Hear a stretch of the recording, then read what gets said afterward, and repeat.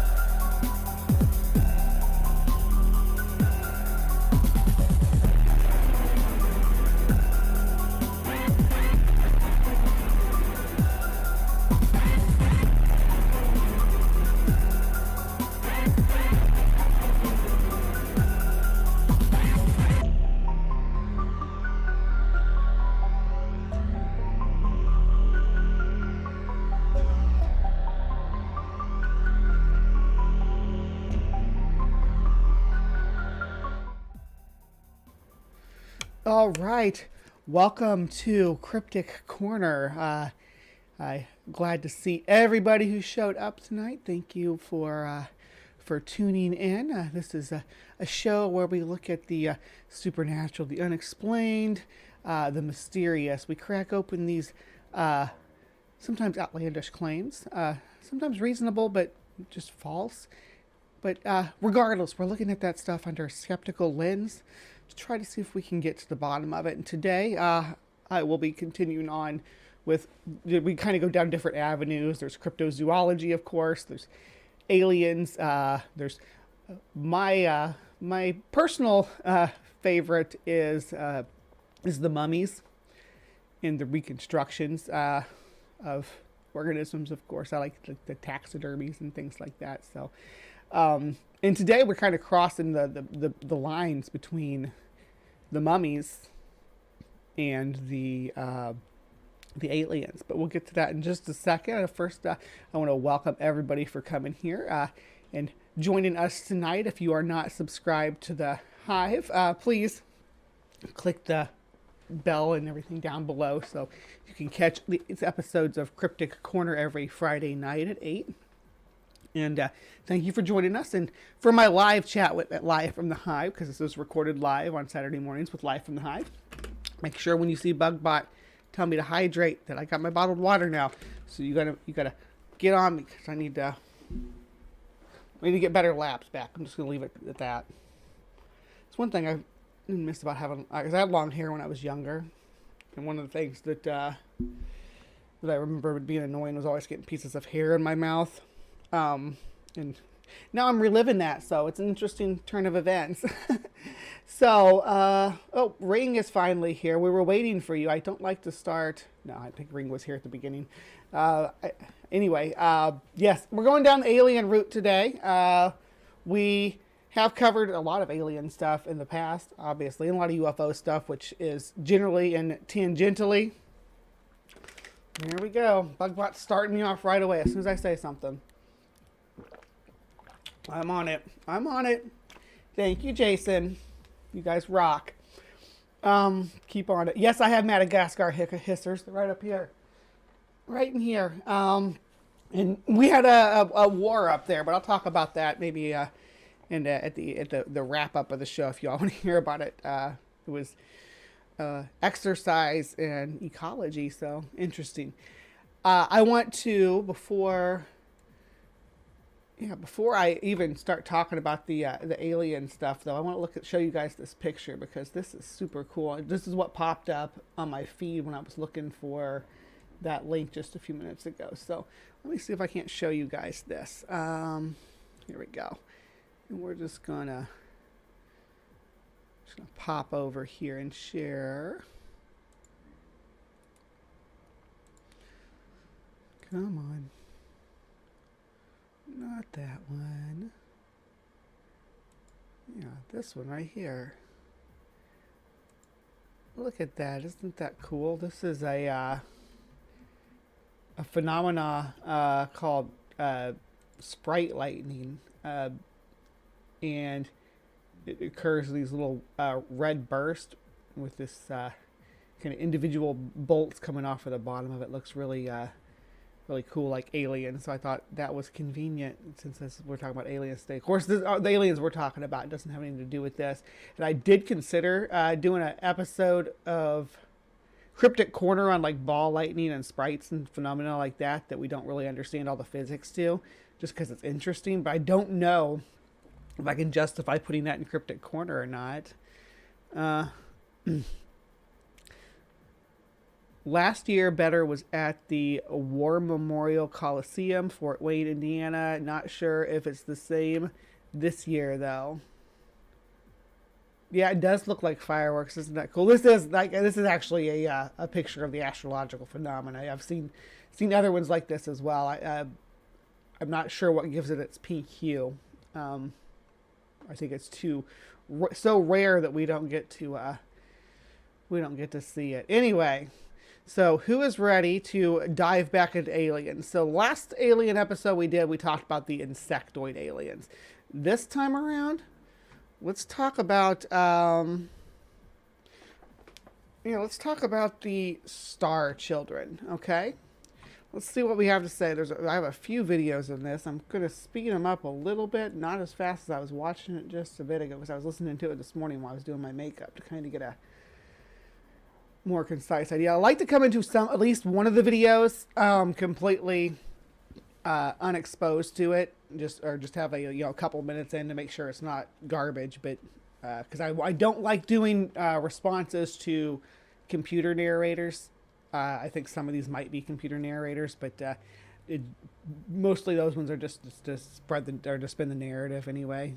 They don't give obviously an opinion. They kind of maybe they're a little bit leading, but anyway, let's get into it and see what they have to say. The hybrids and the new race of children. There is a race of beings upon the planet, increasing in number, although visually and physically indistinguishable to most humans. They are here to guide the away. And let me know about the audio and stuff too, of course, as always. Because I got these new headphones, got a Bluetooth. That was the issue that I was having, is I didn't have a Bluetooth hooked into my PC. Yeah, I'm not a smart lady. Waking of terrestrial consciousness. Many of them are star children born these days have memories intact from previous existence on board craft as extraterrestrials. They are kept on track by continuing their interaction with their cosmic family while they are in human form. For example, Aiden 5 years, I don't mind going through walls, and I learn more on the ships than I do at school. They only come at night, float not walk. There are blue ones too, like... They only come at night, mostly. Ones I've seen in my mind's eye. Jane 8 years, sometimes get a headache. My head's so small, I can't always take it in so quickly. Stop, pause. This new mouse is not, I'm not loving it. It's got this weird double click feature at the back part of it. I don't know what's going on, but instead of clicking it double clicks if you push it in the wrong place. It's really annoying. Anyway, yeah, how many 8-year-olds have you ever heard use the term mind's eye? It's like knowledge bombs are being dropped on my head. Adult star child, remembering what I did before is like remembering a dream. It does not mean it was not real, it means that the mechanical thought process lies outside my now normal conscious thinking. It lies on the outer ridge of my mind. You have just to find the edges and go further. Star children, memories of being on spacecraft and being educated, have past life memories Ew, this one is definitely like a robot voice. We're getting the gist of what star children are, right? Is there a movie called Mind's Eye? Maybe that's what they're getting that from. When I think of Mind's Eye, I think of like stuff that I heard in woo-woo community, like in the New Age scene. If it was a different experience for you, I'm not trying to disparage that in any way, but you know. Including ones where they are not human information that they have not consciously learned sense of mission, feel alienated, very intelligent and intuitively creative traits of star child. superior mental and analytical capabilities, direct connection to higher awareness, extreme sensitivity to though and emotion, enhanced DNA, photographic memories, fast motor neuron response, manipulation of time and space, nonverbal communication. So there's a lot of claims being made here, right, about these star children, but is any of this backed up by any kind of evidence? Are we just making claims about them? Is it just a parent saying my child was born of aliens or something like that? Communication new. See, there it goes doing the double Studies, click thing. star children, Himalayas, strange behavior, children use unknown sign languages, children draw pictures of triangular objects flying in the sky, children communicate telepathy with unseen ETs, star children, Mexico, Mexican children also manifest similar behavior. When many in the area reported for a long time UFO sightings, problem-solving skills have increased and they are much more disciplined, continually use a strange sign language among themselves. In Mexico City, 1,000 children are able to see with various parts of their body. Star children, China, very psychic and intuitive. So there's just these clinical reports. Hey, the star children in China are very psychic. They're very psychic. I mean, where is this coming from? What source is reporting this information? Where is this? I'm sure it's probably from like the U.S. or the UFO, like a privately run UFO organization.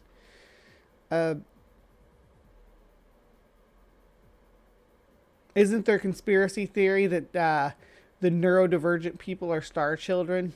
Yes. There is, and that's why they're supposed to have trouble adjusting and stuff like that. But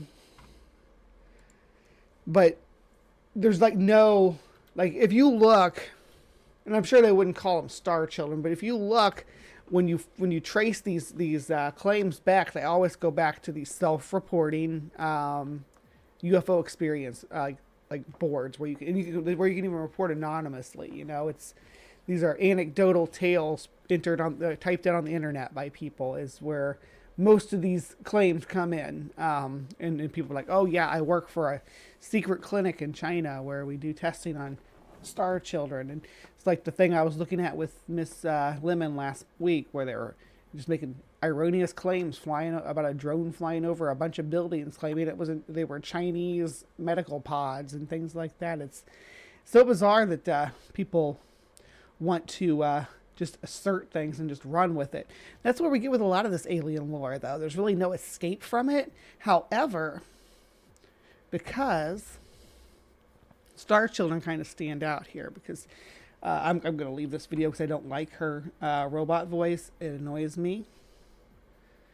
We're going to talk about some cases of alleged star children. The first one we're going to look at is Alyoshenka, which is a Russian story. So let's see what they have to say. In 1996, the small Ural city of Kishtim witnessed a bizarre scene. A woman, Tamara Prozvarina, was seen walking down the street with something covered in a blanket, and she was talking to it. Let me know if the audio's bad. She was telling anyone who would listen, kind of soft on my "It's end. my baby, Alyoshenka." But Tamara would never show it. Prozvarina actually had a son named Alexei, but he was an adult, and in 1996 he was doing time for theft. So Hey, the Richard locals had Madsen. decided the woman had gone insane, maybe talking to a toy, thinking of it as a baby. Prozvarina did indeed have mental issues. Several months later, she was sent to a clinic to be treated for schizophrenia. The thing in the blanket, however, was not a toy. Instead, it was a living being that she had found in the woods near a well. The few that had saw Alyoshenka described it as a 20 to 25 centimeter tall human, but just barely. A brown body, no hair, large protruding eyes, moving its tiny lips, making squeaky sounds. And in fact, the onion-shaped head didn't look human at all. Tamara Prozvarina kept the baby alive with a mixture of cottage cheese and condensed milk. So, if you're not following so far, I don't know if I can bump it up a little bit, maybe. He is really soft. This is like an old video, though. If you look at the... all the other ones had robot voices. I like something with a real voice. Yeah, it's not that old, only 4 years, but the aspect ratio, I guess, kind of threw me off. All right. So, yeah, Alyoshenko is claimed to have been alive. That's absolutely true. Alyoshenko was said to be a moving, living infant, or more maybe fetus could be a better description, because if it was real, it was definitely premature. Witnesses said that the baby looked sad and that they felt pain when looking at him. Some began to believe that Alyoshenko, also known as the Kishtim dwarf, might have been an extraterrestrial. There is also a theory that Alyoshenko was a victim of radiation. In 1956, I think that last point might be Brian Stevens. You're gonna have to take your spoilers and just Kishtim faced the first nuclear disaster in stick them under your chair until the end of the show. Plutonium exploded at Mayak, a nearby secret nuclear power station, throwing the 160-ton concrete lid into the air. It is the third most serious nuclear accident in history, behind Fukushima in 2011 and Chernobyl in 1986. Sometimes fishermen would catch fish with no eyes or fins. So the theory that so this stuff is true about these radiation leaks and things, and how the genetics of these organisms kind of respond to that increase in radiation, which doubles how mutations happen. I shouldn't say doubles, because that's a specific number. It does, depending on a lot of different factors on how much it's going to increase mutation rates in a species. But there's definitely, you'll get frogs with extra limbs and blind fish, things like that. Alyoshenko was a human, but horribly deformed by radiation, was a popular explanation. One day, Prosvarina's neighbors called the hospital, and doctors took her away. She protested, saying that she wanted to stay with Alyoshenko because without her, he would die. But the local paramedics just believed her to be insane, a victim of acute schizophrenia. Indeed, Alyoshenko did die with no one to feed him. A friend had... So I'm kind of having trouble understanding what's how those events happen. So they see this squirming little alien fetus thing on her bed, like when they're coming to knock on a door. We're doing a well check. We're just your neighbors were concerned, so we've come to just check on you and make sure you're okay. And they come in there and they see this like squirming alien baby on the bed, and this lady's like, this is my baby, Alyoshenko, and they're like, oh, no, it's not. That's not your baby, because that's not your baby. You're crazy. We're gonna take you away and put you in protective custody or whatever. And she's like, no, if you do that, the baby that's right there on the bed squirming that you can see, that's alive and hungry, will die from starvation. They're like, nuh-uh, and just took her away and left the baby. I don't understand how this happened. How these events play out. How did this happen where the authorities were took the woman and then let this baby die? Regardless of the conditions of the baby, I mean, it's still a baby. Some effort. I mean, did they just leave it like in a shoebox or something on the bed? Did it have a little crib? They just leave it in its crib? Like, oh, that's not a human baby. We can just leave it to die because it looked like that. There's a lot of unanswered here. A lot of questions up in the air with the Alyoshenko narrative. Found the body later at Prosvarina's home and made some type of mummy out of it. Supposedly he had washed it with spirit and dried it. Hold on. Let me later, rewind, because... And made some type of mummy out of it. No. Supposedly Back a little he further. had washed... Insane. A victim of acute schizophrenia. Acute schizophrenia. Okay, they took her away. Alyoshenko did die with no one to feed him. A friend had found the body later at Prosvarina's home and made some type of mummy out of it. So like, Supposedly he had washed it with spirit. so like the neighbor found the dead baby in the house. Like when the authorities came to get her, they didn't look in the house to say, "Hey, this lady, they say the neighbors say she's crazy, but there's and she thinks she has a baby in here, but you know what? Let's go ahead and check the house and make sure there's not really a baby in this house before we take her away and just do our own thing." And dried it. Later, the same man was arrested for stealing cable and showed the body to the police. A local police Arrested for stealing cable. How can you really trust anybody who just no? officer confiscated Alyoshenko's body from the man. The police officer's boss, however, showed no interest and ordered him to give up this alien nonsense. The police officer had kept the body in his fridge and turned it over to a local pathologist.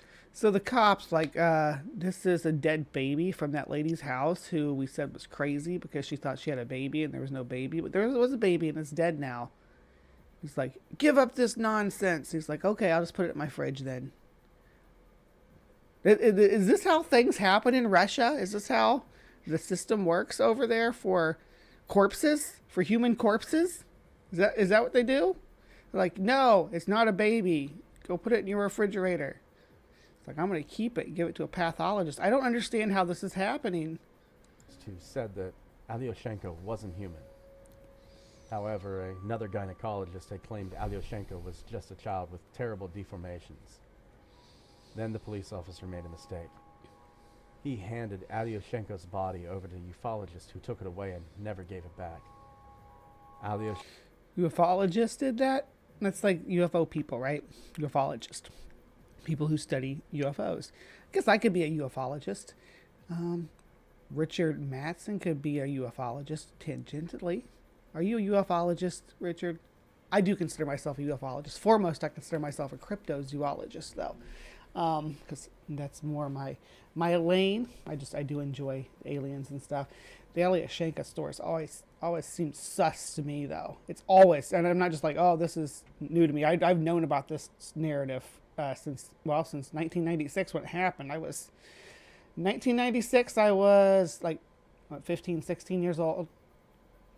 No, 13 or 14 years old. I was like getting into witchcraft and occult stuff and woo-woo kind of stuff like that. But I was also very much into like aliens and Bigfoots and stuff like that. I liked doing the 14 stuff and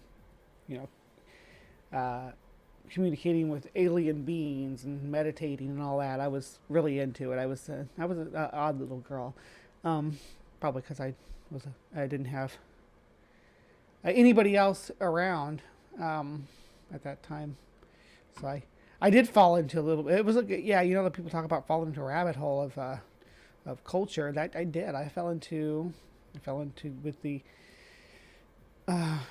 neo-pagans. I guess the people I was with would be what neo-pagans today would call trailer pagans, because they were really into just grabbing whoever's culture they felt like that would look cool and just slapping it on themselves and without regard. It was retrospectively problematic, but I don't think they knew any better at the time. I'm getting off on a tangent about New Age people, though. I don't have anything against being New Age in general.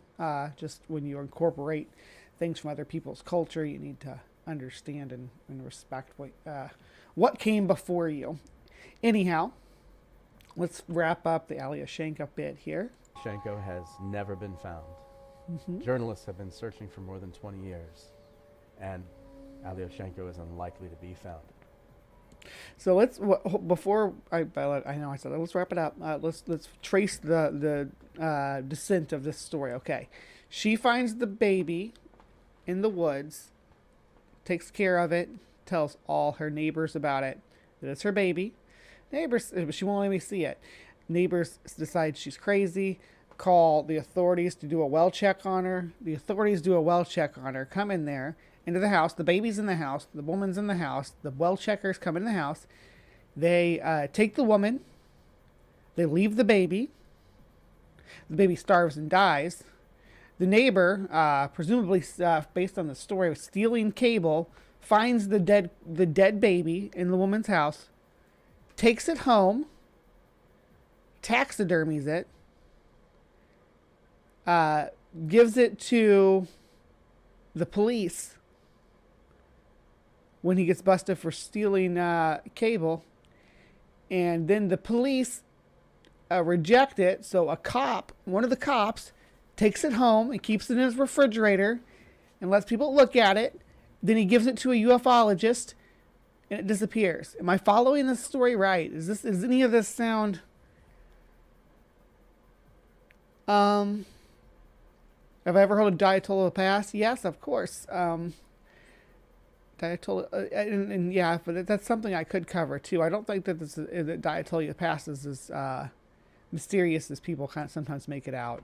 There's some other ones that are very similar too. So if we want to do a case study on these disappearances that all kind of intersect with the features and stuff, that'd be an interesting cryptic corner as well. We could do that. We could do something like that. Let me know. Rosarina died in 1999, hit by a truck in the dead of night. She had been dancing on the highway. Most of those who had met Alyoshenko also have died. You've made mummies out of random corpses? Yeah, but that's roadkill though. That's different. I know when you do your roadkill art for local businesses, that's done for love, and you're not you're not, when you do happen to find a human corpse on the side of the road, that's free. That's free material for your sculptures. I don't think there's anything wrong with that. In Kishtim, however, everybody still remembers Alyoshenko and his gloomy fate. The name Alyoshenko is now extremely unpopular in the city. Who wants their child to be mocked as an extraterrestrial in school?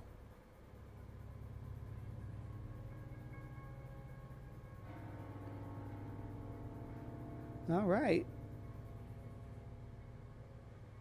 So, I actually found a mummy of a bat in an attic at a house that I had once. I don't know how old it was, but it was definitely mummified. Really, it's a really strange process. Attics are good at mummifying things because they're dry and hot and go through repeated warming and drying cycles, and warming, cooling. Yeah. Anyway, so that one was that was Alyoshenko. The next thing we have is the Star Child skull. So here's another little 5-minute video. The Star Child skull. I don't know if you guys are familiar with this skull or not, but I'm gonna bring it up and let you all hear all about it because they're gonna explain it. I mean, to me, it looks like it just got the front as a skull. Maybe they got the front half of it smashed off. I've almost always wondered with the Star Child skull what the situation was that put the skull and this skull and its partner skull in the situation that they were in. Was there? Oh, thank you, Lori. Was there a conflict? Did this child get their face mashed in, and the parent just laid there and kind of tried to tend their wounds and heal them up, but damage was too much, and then the parent died in despair. That's so sad. Why am I making totally accidental? He did not even think that looked like an alien. He didn't know gray aliens had gray skin and big black eyes. How was he supposed to know that? It's only like the most popular image of an alien ever, but he was not. I promise, he was not going. Listen, guys, listen. This was not intentionally meant to look like a. So I know that there's some correlation, right? Like that there are some features that are similar, but he was not trying to make this an alien. And if you colored the skin and gave him regular eyes, it looks more like Jason Voorhees or something than Alien. Jason, it's the reason it has ears is because it's a hybrid between human and aliens. Real gray aliens don't have ears. I don't think so. I've never seen them with ears. But anyway, yeah, that was from the Unexplained Zone, History Channel, all that blah blah blah. That's where that was from. Let's see, that's the same one. All right, so when it comes to the Star Child, looks like there was some more recent studies done. So here's a little abstract about it. A study of the teeth confirms the skull belongs to a child about 5 years of age. The final phase involved extracting DNA from inside the skull and a tooth. The mitochondrial DNA tests show that the child was a male and his mother was a Native American from haplogroup C1. The paternal DNA test revealed the father was a Native American, haplogroup Q. The Star Child is confirmed to be 100% human by DNA testing. Not only 100% human, 100% human from groups of indigenous people that were living in the area at the time.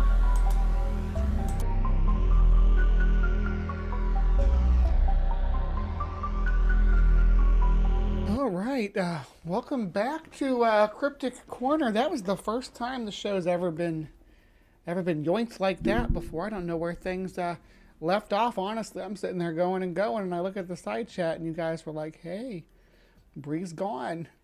History Channel. I got here. I think this is, as a cryptozoologist, that I have rights to review your content and make assessments of it. So if you want to see proof, it's right here. So I'm allowed to watch your stuff and make commentary on it. You big babies. I'm allowed to critique your shows. And I get to do that. So suck it up, Buttercup, because I'm not done with you. I'll just have to be a little more careful. How far into the part about this did you guys see? Did you guys see any of this, or was I talking to the void when this part was on? Was I? Yeah. Why don't you want me to analyze your nonsense, History Channel? What are you trying to hide? Is it that your show your network has nothing to do with history and is all about selling nonsense to get ratings? Maybe that's a little bit disingenuous of you, and then you don't want me to analyze it, of course. All right, so that's going to wrap it up for Cryptic Corner. History Channel kind of killed my buzz on covering this, honestly. History Channel kind of killed my buzz. I was all excited to read more into this paper, but I'm done. That's Cryptic Corner for today. Star Child skull debunked. The other Star Children remains we've done before. There was the Alikai or whatever. We did Alyoshenka today. That there are a few alien mummy babies out there that are just really just deformed fetuses that people want to glom onto. But anyway, if you are watching this on Friday night with me live, thank you so much for popping in and hanging out with us. And I really appreciate giving me a little bit of your time this evening for the live chat that has bounced back from getting yoinked by the big networks, by Big Brother watching me. Yeah. Anyway, yes, I will be back with you in just a minute after this. But for everybody watching this on Friday who has joined us for Cryptic Corner, thank you so much for hanging in there, and really appreciate you. Please give your opinion on the Star Child skull or any of these Star Child claims at all in the comments down below. Hit the bell icon if you want to catch more of these shows. Tune in tomorrow morning for Live from the Hive at 9:30 a.m. I look forward to seeing you there. Everybody watching this in Cryptic Corner, thank you.